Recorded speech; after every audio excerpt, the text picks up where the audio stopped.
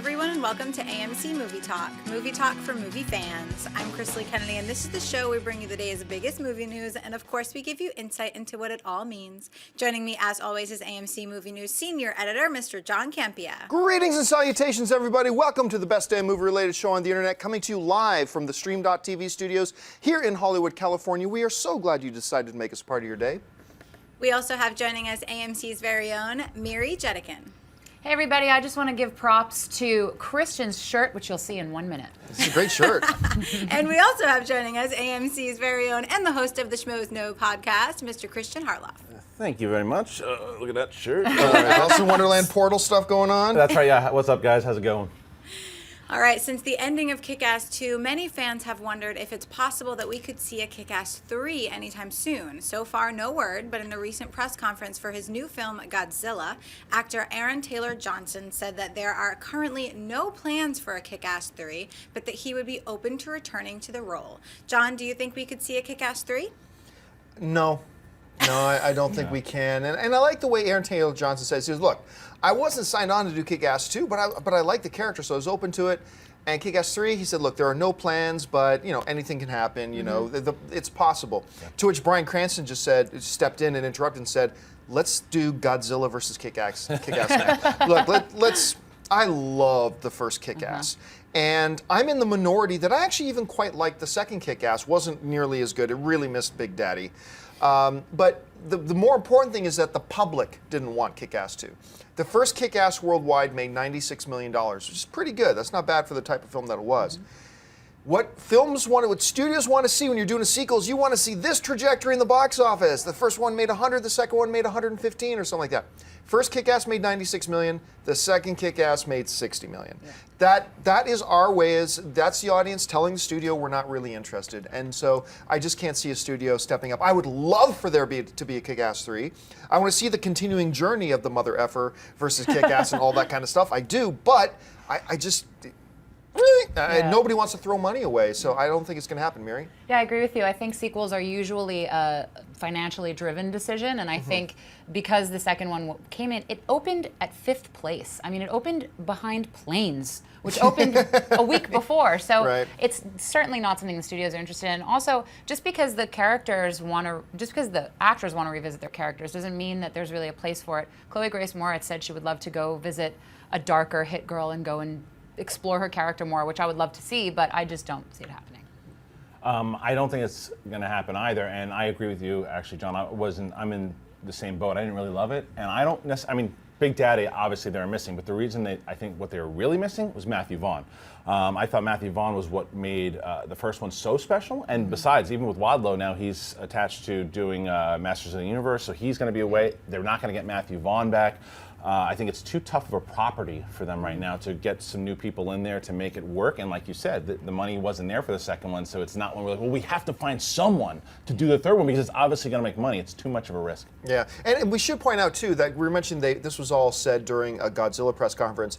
AMC spoilers of the new film Godzilla coming this Friday or Saturday. We're not sure, but keep your eye open for our spoilers review of Godzilla. All right, what's next?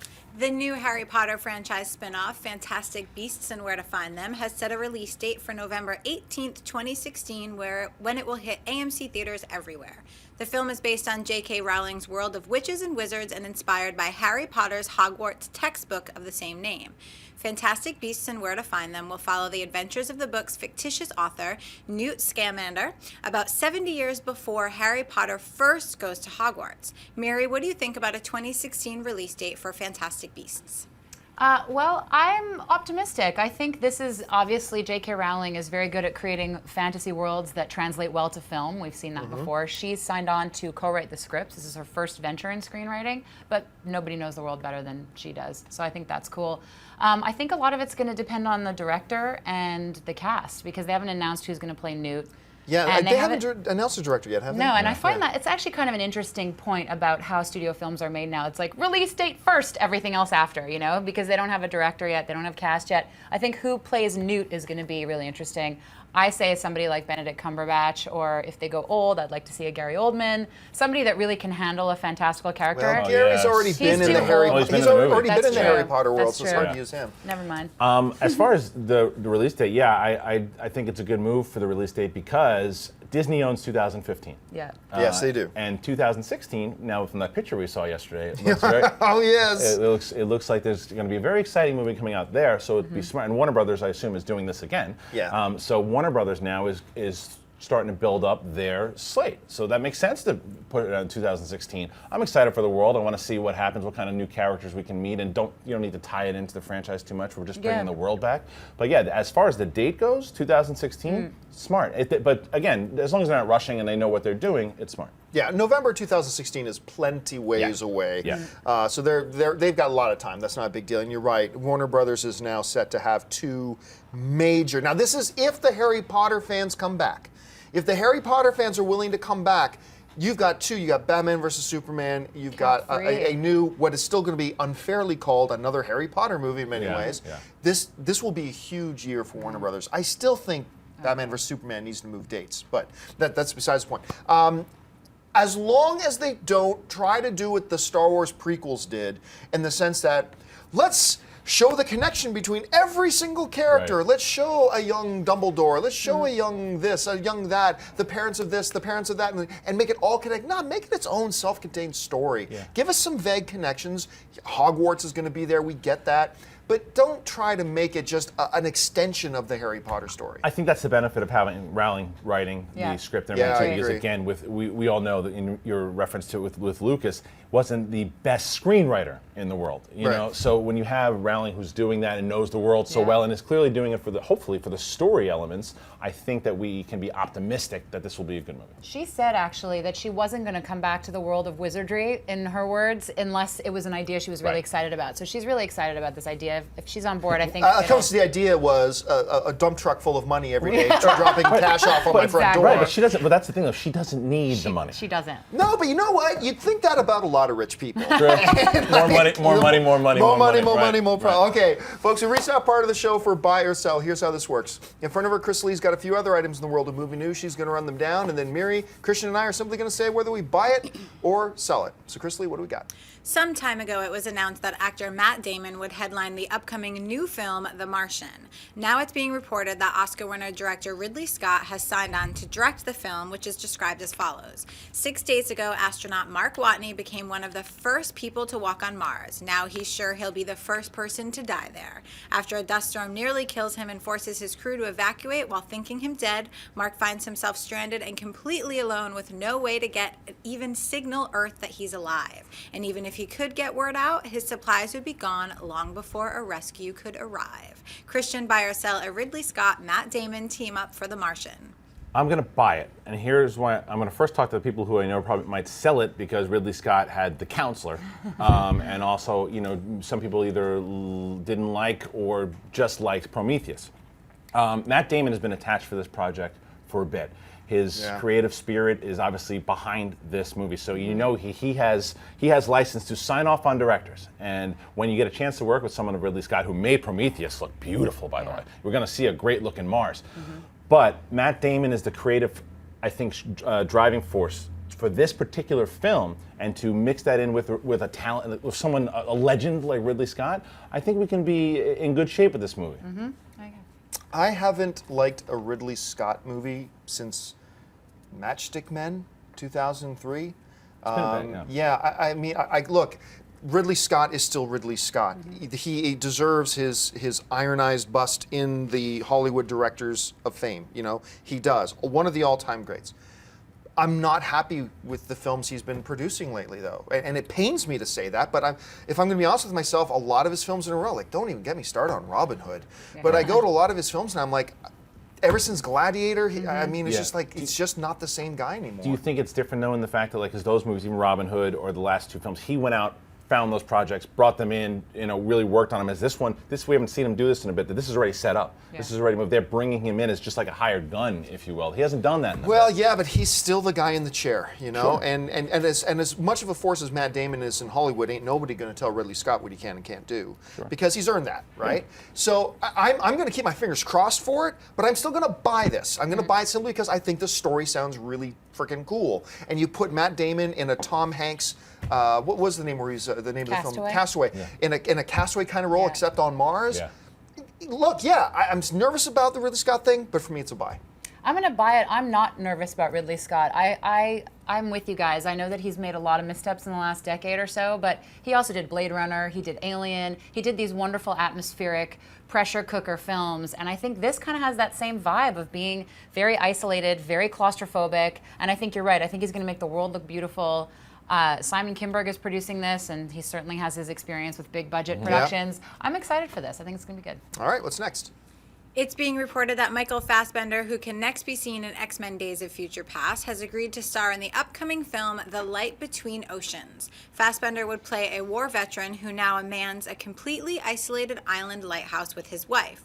The couple has suffered through several miscarriages in an attempt to have a child until one day a boat washes ashore with a dead man and a crying baby. John, buy or sell the sounds of The Light Between Oceans? Surprisingly, I'm going to buy it. When I actually went and started reading a bunch of stuff on the novel itself, it's a fascinating sounding story that has to be driven by two very talented actors. I don't know who they're going to have playing Fassbender's wife, but the whole concept of, okay, so this dead man washes up, with a baby. You've been trying to have a baby. Fail, and you kind of take it as a sign and take the baby, but then you go back to the mainland and find out that your choices have caused devastating repercussions for other people around you that you didn't know about, and what do you then do? It becomes a story about moral questions too. It sounds fascinating to me. Put a star caliber actor like Michael Fassbender in that, I'm in. For me, it's a buy. Christian? Yeah, it's a buy. Again, I feel like if this question would have been asked to me in like 2002, I'd be like, is that the movie that Richard Gere is going to be in? It sounds like a Richard Gere movie. It does sound like a Richard Gere movie, yeah. But the fact, I buy anything that Fassbender's doing right now. Him and Tom Hardy are my two guys that I will see them in anything. I think that they're the best there is right now. And as far as this story, like you said, there could be some really cool layers to this film that from the premise. You go, well, okay, but then as you get into it, you're like, well, man, that's deep. And a guy who can bring a lot of emotion and depth to a character, it's that guy right there. Mary? Yeah, I for sure buy this. I'm a huge Michael Fassbender fan. I'm also a Derek Cianfrance fan. He did The Place Beyond the Pines. Yeah. I loved that movie. I thought it was underrated. I thought it kind of went under the radar, and it was one of my favorites of the year. Great. And I'm excited for this. I also think it's going to be atmospheric and cool. Like I think it's going to be a cool movie overall. So. All right, what's next? A couple of days ago, we told you about Paramount entering into negotiations with Roberto Orci for the directing duties on the upcoming Star Trek III. According to Variety magazine, those talks have ended and Orci is now officially set to direct. There is no word yet on a timetable for Star Trek III. However, 2016 marks the 50th anniversary of the franchise, and it's assumed Paramount will want to capitalize on that. Mary, buy or sell Roberto Orci getting the director's chair for Star Trek III? I don't know. I'm going to buy it, I think, because he has so much experience with this world. He's one of the guys behind the brainchild of the reboot to begin with, and I really liked the first one. The second one I enjoyed, but it wasn't quite as much of a home run for me as the first. And, he created this world, so it's going to be interesting to see him step into the director's chair. He doesn't have a ton of experience as a director, which makes me a little hesitant, but he also has worked so closely with J.J. Abrams. I think in terms of consistency for the franchise, he can take it and continue that. I also think it's going to be the 50th anniversary of the series, of the whole thing. So it'll be interesting. I'll buy it. I'm going to have to sell this. And by not a ton of directing experience, if the word you were looking for was none, and that's why I got sell. And look, first of all, let me say this. I got a little bit of bias for Roberto Orci. I'm a big fan of Roberto Orci's. He's done a couple of things with me at Comic-Con a number of occasions. Couldn't happen to a nicer guy, and I'm honestly really happy for him that he's getting this opportunity. And you're right, nobody else knows the world as good as him. We talked about this the other day. There's several factors that make him an ideal choice, but I still feel like a guy who has never directed a soap commercial. His first film shouldn't be a $200 million tentpole. So I'm going to keep my fingers crossed for him. I'm going to hope for the best, and I'm super happy for him. Couldn't happen to a nicer guy. But for now, for me, it's got to be a sell. Sure. Christian? I'm going to sell it. Just because the coach leaves doesn't mean you hire the assistant coach right away. And I agree with all your points that he was there. He knows the world. He was probably watching over. He knows all the players involved. Knows everybody. Everybody knows him. And he's a creative force and really knows the world too. And we could all be in 2-3 years from now saying we were wrong. Hope so. But hope so. That being said, if I'm a studio head, this is a huge risk. Yeah. Like you have so many directors out there that could take this and run with it. And again, guys that were lined up again, you could have thrown it in Disney's face, and maybe guys that were lined up for the Star Wars movies that they wanted, you put them on this. it's familiar. JJ is still producing. It would be cool to see this be like a Poltergeist where Toby Hooper is directing, but it's really Steven Spielberg. Yeah, you know I don't think what I mean? that's going to happen. I There's know. no shot. But And again, I it's think it's Star producing the Wars. way Nolan was producing Superman. Like Yeah. his name is there because it's a Yeah, but credit. he ain't gonna be there. He's going to be on Tatooine and he's on off. Yeah. He's got nowhere to be in this universe. sure. And Kurtzman, the longtime writing partner of Roberto Orci, Alex Kurtzman, he's directed a couple of things, and he's Yeah. going to be directing one of the expanded universe Spider-Man films. But he started with like some of these small, like a Chris Pine. Remember that little he did with Elizabeth Banks and Chris Oh, Pine? right. Yeah, Nice the little two of us. film, Yeah. but a small budget little film. Got him in there working, got his feet wet in Yeah. directing. Right. Then they gave him something bigger, Right. and I really would have liked to have seen that happen with Orci. Absolutely. But once again, we're going to keep our fingers crossed for Yeah. success for him because, like I said, couldn't happen to a nicer guy. All right, folks, we've reached that part of the show called Mailbag. If you have a topic or a question you'd like us to address on the show, you can email us anytime at amcmovietalk@gmail.com. Now, every day we take a couple questions out. I'm going to let you know, too, if you're watching this live right now, you can tweet in a question to us live, and we'll save a couple of minutes at the end of the show to take your live Twitter questions. Tweet to us at AMC Movie News, and our gatekeeper, Chris Lee Kennedy, will pick some questions out of there. But for now, we're going to get to the mailbag questions. So, Chris Lee, what's in the mailbag? We got the double name today. That felt official. Connor Sash writes, "Hey guys, my question is, what's your 5 favorite villains that you want to be in or have been in movies already?" You know what? I love villains. Yeah. Villains are often that last ingredient that make or break a movie. I mean, quite often they are, especially when you're talking about action or genre films. You got to have a really good villain. So I'm going to go down in order here, okay? So for me, my number 5 favorite villain is the Wicked Witch of the West. Just terrifying yet funny, and the thing of nightmares, especially at the time. And she stands up today. Yeah. You show Wizard of Oz to a bunch of kids today, the Wicked Witch of the West will scare you. I mean, there's something just amazing about her. Never mind that all you got to do is throw a glass of water on her and you win, so we won't worry about that. So number 5 for me is the Wicked Witch of the West. Number 4 for me is Heath Ledger's Joker. I mean, what do we think of The Dark Knight as a movie without Heath Ledger's Joker? It's tough to imagine. Yeah. I mean, even without Joker, it's a very solid, great movie. But Ledger's Joker just elevated it. Greatest comic book villain on screen we've ever seen, in my opinion, at any rate. So number 5, Wicked Witch of the West. Number 4, the Joker. Number 3 for me is Hans Gruber from the first Die Hard. Yeah. I mean, there's something about the stylish, suave, and yet vicious bad guy in Gruber. I know for a lot of people, Gruber's on a lot of people's number 1. Bill Clay. Yeah. Number 2 for me may shock a lot of you, but not if you've watched me for a long time. My number 2 favorite all-time movie villain is the Operative from Serenity, played by Chiwetel Ejiofor. Once again, it's that.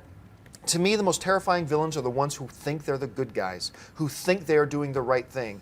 And he's cold and smart and calculating and very well-mannered. And yet he's a deadly assassin at the same time. I think Chiwetel Ejiofor as the Operative out of Serenity gets really underrated. I think more people. And is there any question who the number 1 is? It's Darth Vader. Darth Vader is. Oh, I didn't even make Yeah, this he's there. graphic. I Yeah. didn't even make this one. Obviously, it's Darth Vader. Vader is the king of all villains. Always will be. I'm a little biased, obviously, because my Star Wars love. But Is to he me, it's ultimately a villain though? From the Oh, end? absolutely. Really? Especially in the From first end? 3 films. The yeah. first 3, yeah. You don't get to be a good guy for 5 minutes. And then at the end, and it's, redeem oh, yourself. no, villain and the best ever. Anyway, Christian, what about who would be in your top 5? Well, I think I'd like to answer. I think they asked if there were villains that we haven't seen yet. Yeah. Right. I want to see Doomsday. Like I really want to see Doomsday. Well, pop we up. have seen him a couple of badly. I want to see a Yeah. good badly. Doomsday. Yeah, I agree. I want to see, agree. like, again, there was rumors of Jason Momoa at one point. That would be cool. I also want to see a good version of the Riddler, like a Heath Ledger type, Riddler. So those are 2 that I would like to see. As far as my top villains, I would probably put Vader in there, but I would like to say Emperor Palpatine for me, for sure. One that I love is Gary Oldman in The Professional. Oh, yeah. So, Great call. who should I get? Everyone. Who? Everyone! it's like it's so intense Yeah. that he's Or amazing. Gary Oldman in Fifth Element. Or Gary Oldman Yeah, in anything. in anything. But those in general, Hannibal Lecter. Good one. Yeah. Is one like when you think of villains. I was like, how do I not have Hannibal Lecter on my list? But I like all these ones better. There's so many. Yeah. I mean, again, like the Heath Ledger's the Joker just from the special thing that he did with him. I mean, you could also go Jack Nicholson's the Joker as well. Yeah, too. a lot of people have Jack Nicholson's Joker. So yeah, those are just some of mine in my list. Mary, You what about guys, you guys took a bunch of mine. Hans Gruber was a big one for Yeah. me Oh, because yeah. Alan Rickman wasn't even really that well known, and he did such a great job. I have a whole bunch I listed. You're going to be surprised, but he's not quite a villain. But Joe Pesci in Goodfellas for me Oh, absolutely. is Not a villain. Absolutely. like Absolutely. in the archetypal like villain sense of a comic book. He's maybe not a villain, but he is one of the most villainous, debauched, like insanely masochistic, and one of sadists. the best, Absolutely. most gruesome endings to a villain Oh, ever. God, horrible. Like that scene Like still gasping gives you for breath. nightmares. You're in Goodfellas, right? Yeah. Yeah. Just the back of the head Yeah. shot right. Yeah, because you don't expect it coming because he gets made and. But And his mom, and it's Scorsese's mom, and it's, Yeah. oh my God. Yeah. So there's that one. Obviously, the Joker. I put Blofeld for Dr. No because growing up, to me, that was the quintessential villain. Maybe not the most scary, but certainly one that Austin Powers riffed off of. And, Oh, yeah. you know, the cat. Yeah, I love that stuff. To me, classic villain. Magneto, X-Men. Yeah. Also, to your point of like villains need to believe they're doing good. Hannibal Lecter. I had Nurse Ratched. You know, Oh, it's from great. A lot One of Flew people Over put the- Nurse Ratched She in there. is. Yep. Yeah. I mean, she won an Academy Award. And I remember seeing the footage of that, and she seemed like such a lovely lady. And me being like, how are you not horrible in person? She just embodied that role. I got Eamon. I can't say his name. Goethe from Schindler's List. He was a real man. Yeah, Ray yeah. Fiennes killed it. I mean, he played a monster who actually existed. There's nothing more terrifying. I had Jack Torrance, another Jack Nicholson movie from The Right. Shining. Right. Yep. I saw that movie when I was 9 years old, and I had older siblings. I blame them, and nothing terrified me more than him. And when he's just sitting on the bed, like staring off into space. Yeah, the and insanity you see in Oh his my eyes, God! It's anyway. So we could go on and on, right? The Yeah. villains is such a fun. We should do a whole show on villains. We just talked about Fassbender, from Yeah. 12 Years a Slave, by the Oh, way, too. yeah. And then the major villain we all forgot, Jar Jar Binks. Leave Jar Jar Yes, alone. The villainous No. evil Jar Jar. Leave him All alone. right.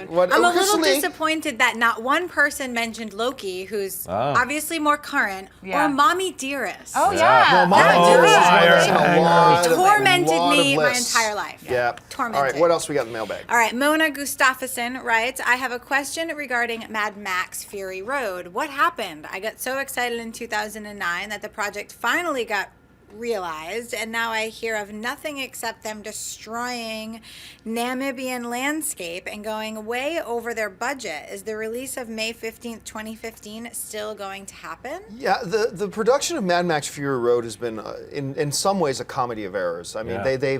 they shot it and they had a lot of production problems. Then they just, like last year, did a whole bunch, basically reshot the entire third act. They rewrote it and reshot the entire third act. They've had all these problems. But remember, World War Z. Yeah, was another one of those things that Yeah. was having production nightmares. Yep. They rewrote like 60% of the movie and reshot it. It's like a totally different film than what it originally was. But that ended up being a good thing because Yep. I actually quite enjoyed World I War liked Z. it too. Yeah. A lot. Yeah. And maybe that could be a sense here. Now, as far as I know, that I think it's a May 2015 release date. As far as I know, that's still holding. I think they are on target for that. I think that's still when we're going to see the film. And let's keep our fingers crossed that it's a situation like World War Z where it's going to be a better film because of all the problems they had than otherwise. Have you guys heard anything different? No, I was actually just kind of on the edge of my seat listening to you because I really want to see it. And it's a remake, yeah, not a reboot. I mean, not a continuation.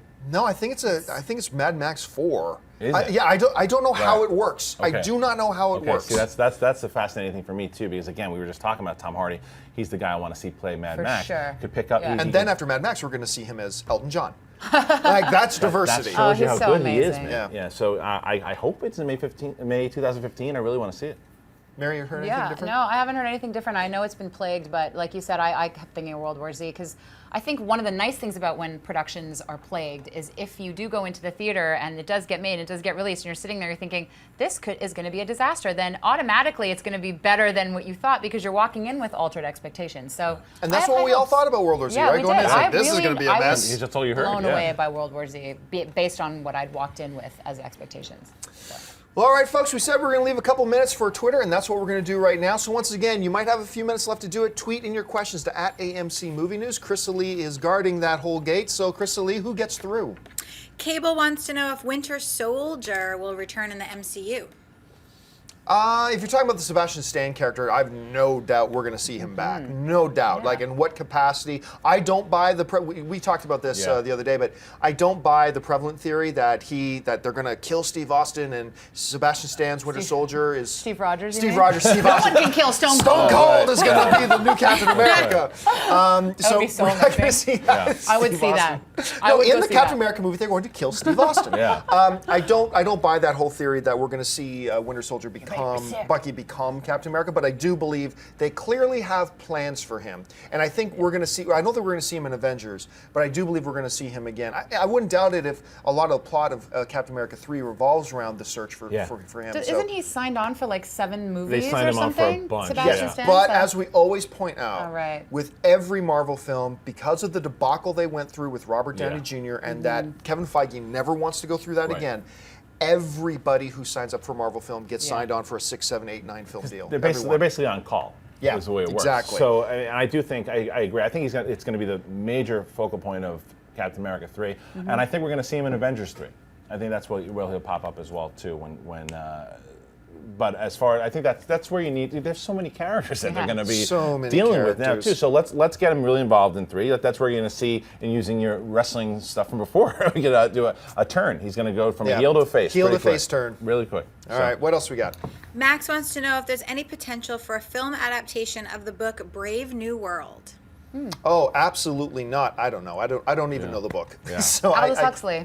You read it. You read it in school. You definitely I read don't it in remember. school. We read different books in Canada. Oh, you're Canadian I'm too. Canadian. I didn't read it. We never read that. I read it. Oh, really? Maybe it wasn't school hockey book. reading. If it's not a hockey book, I don't know what you're talking about.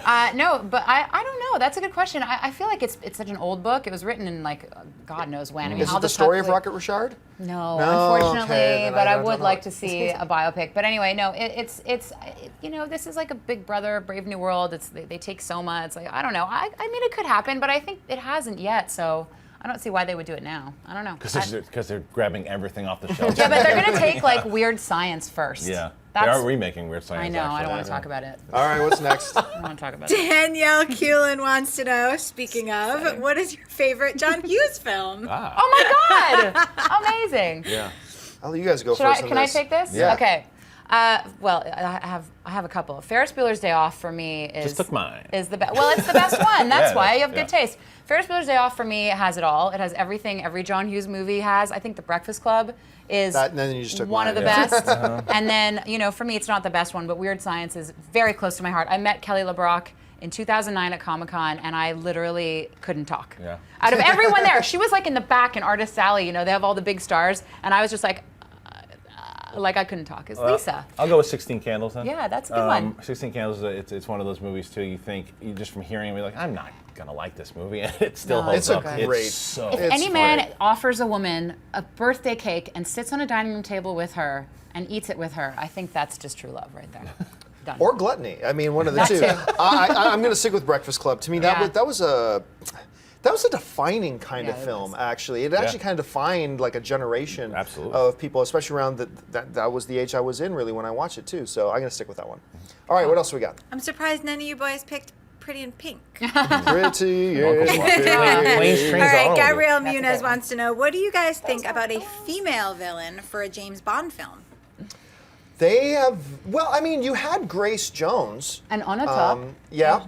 And so they have had female villains, but I don't know that they've ever had like the key main driving Right. force villain. I'd be for it. Yeah, I'd be totally for it. Bring Denise Richards back. She was a good villain. Well, but wait, Vesper wasn't a villain, but she does betray him. I mean, Vesper is technically Because that's a villain. what women do, Miriam. Oh, See? careful. I'm getting out. villainous. I'm trying to create a battle of the sexes at the table. John Daggers Campea with has just mine right now, entered the daggers. top 10 villains list. I think, I'll be a villain. I think it would be a really good idea Yeah, I to think do so that too. actually, to have like ultimately, because look no further than Dredd. You can Yeah. have Oh my God, Yeah. Mama. a terrifying, badass, deep Yeah. villain. Because like Mama, Or in monster. that, like or monster, or like. You can have even in a comic booky type world. Yeah. Let's face it, James Bond is a comic booky kind of It is, world. it is. You can totally do that. I think they should. I think Yeah, it'd that'd be be a great idea. cool. All right, what's next? Dre Finch, we possibly got Deadpool and Gambit coming back. Do you think we will see more Nightcrawler? No, I don't. No? Which sucks. Really? I love I think it. we're gonna get him. Sucks because I love the Nightcrawler Yeah, character. so I do I. loved Alan Cumming. I think there was some kind of, based on nothing. Yeah. Based on nothing. Be clear about this. I think there was some kind of really brutal fallout between Alan Cumming and some of the powers that be, because clearly they invested a lot of energy and screen time to Nightcrawler in Yeah, X-Men and 2, makeup. and makeup, and everybody loved it. Yeah, he that was opening amazing. sequence of X-Men 2 of the best. Nightcrawler attacking So the good. White House, Yeah. so cool. And then all of a sudden, I get zip, No, chills. that never happened. I He love was never that. here. If they were, I agree. Alan Cumming was Nightcrawler and was so Yeah. good, and I wish that he would have come back. I agree with you. I think something happened behind the scenes that we don't know about. But that being said, if they're bringing back Gambit, who was in that movie for like 2 seconds as Taylor Kitsch, Nightcrawler is going to come back. It might not be back. I in the hope next you're 2 right, man. years. I I hope hope 10 it's Alan years. Cumming though. He was so good. And I think he's I getting think a little there's too old some too. bad maybe. blood there Yeah. too. But I hope you're bad. right, man. Yeah, Seriously, I'd yeah, love I to see think Nightcrawler between again. 2 and Very 10 years. We'll see him. All right, let's take one more. All right, this Justin, happy birthday by the way, wants to know if we could see a Book of Mormon from the Broadway show movie being made. I'd be shocked. I was actually talking about this the other day to Anne because Anne just went to go see it with her brother. I would be shocked if they don't, because the popularity of this thing is huge. It will all be up to Stone and Parker if they think they can really adapt it to the screen Yeah. to make it as funny, and if they got the time to do it, because they ain't gonna hand it off to somebody else they to can't. do. Right, They right. They can't. absolutely won't do No. that. They've got I don't know if you guys are gamers at home. If you haven't played Stick of South Truth. Park Stick of Truth, awesome. it is the funniest game I have played since Mad Max, or not Mad Max, Sam and Max hit the road. Oh, yeah, Remember wow. Sam and Max, Yeah, or that's Day old of the school. Tentacle, like way old school? I always say those are the funniest games I've ever played. South Park Stick of Truth is right up Really? there. So like Stone and Parker are It's fun. so busy right now, I think that's going to be the only thing that holds them up right now. But I'd be shocked if they don't. What do you guys think? I would like to see it just because Team America.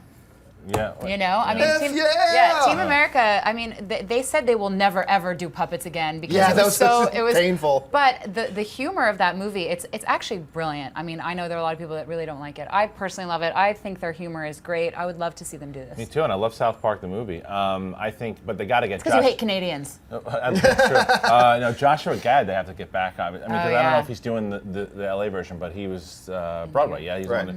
So I mean, I think they'll do it. Yeah, and I think they will have those guys, when they put together a movie and musicals, they do so well. God. So I even hope so. liked Pearl basketball. Harbor sucks. And That's how bad my You're a big fan. Yeah, I mean, I am, because there were so many terrible things about it. So, and by Yeah. the way, just speaking of South Park, Yeah. just gotta mention this because I haven't watched any of the last couple seasons really, but my friends just showed me a 3-episode arc of South Park that was on this season. That's one big story arc, all based around Game of Thrones. Oh, I'm And laughing already. it is hilarious. So if you haven't seen that, check it out. All right, folks, we've run all out of time. Thanks a lot for joining us today. Don't forget, lots of great movies playing at AMC Theaters right now. Head on over to www.amctheaters.com for your theater, showtime, and movie ticket information. If you like this video, click the thumbs up button for us. And if you haven't done so already, click on the subscribe button, become a subscriber to our AMC Movie News YouTube channel. I'd like to thank the people sitting at the desk with me. First of all, to my immediate right, she's Miss Miri Jedikin. Miri, where can people find you online? Always a pleasure to be here. You can find me at Miri the Jedi on Twitter and Instagram. And sitting right beside her is Mr. Christian Harloff. Christian, where can people find you online? Well, if you go tomorrow night to my website, schmoesno.com, from 6 to 8 PST, we're doing an interview with Jesse Eisenberg himself. Would love for you guys to join us. It will be live 6 to 8 on schmoesno.com. And I'll let you know, too, that a little bit later tonight, on Wednesday, we are airing the new episode of AMC Jedi Council that we shot yesterday. So for all your Star Wars talk with me, Christian, and Paul Lenz. And, of course, our lovely host today, Miss Chrisley Kennedy. Chrisley, where can people find you online? You guys can find me on Twitter and Instagram at Chrisley, and Christian, don't ask him to do a card trick. Just don't do And, it. hey, listen, by the way, folks, a lot of you guys ask me, can we get an audio-only version? And, yes, you can. If you want an audio-only version of this show or several of our others, just look in the description of this video, and you'll find links to our iTunes and our Stitcher Radio, and you can find us on the TuneIn app as well. So that'll do it for us. My name's John Campia for AMC Movie News, and until next time, bye-bye. Hey everyone, if you liked this video, click that thumbs up button and make sure to subscribe to our AMC Movie News YouTube channel. It's free and helps you stay up to date with all the latest movie news, as well as our daily AMC Movie Talk show. Also, make sure that you follow us on Facebook and Twitter to stay up to date with all of our special promotions, contests, and prize giveaways.